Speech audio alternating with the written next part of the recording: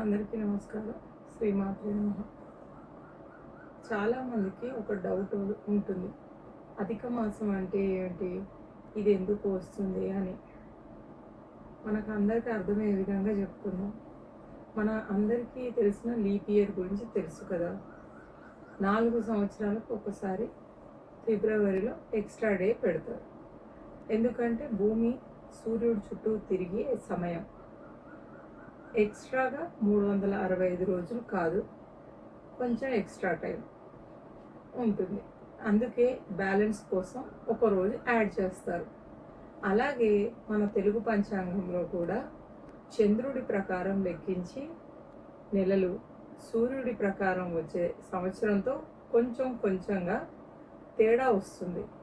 ఆ తేడాని సరిచేయడానికి ఒక ఎక్స్ట్రా మంత్ యాడ్ చేస్తారు. అదే అధిక మాసం అంటే లీప్ ఇయర్లో ఎక్స్ట్రా డే వచ్చినట్టే ఇక్కడ ఎక్స్ట్రా మంత్ వస్తుంది. కానీ మన పెద్దలు దీనిని కేవలం క్యాలెండర్ అడ్జస్ట్మెంట్లా మాత్రమే చూడలేదు.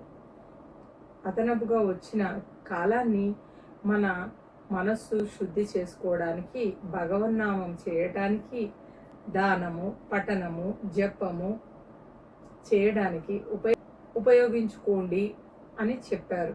అందుకే అధిక మాసానికి అంత ప్రాముఖ్యత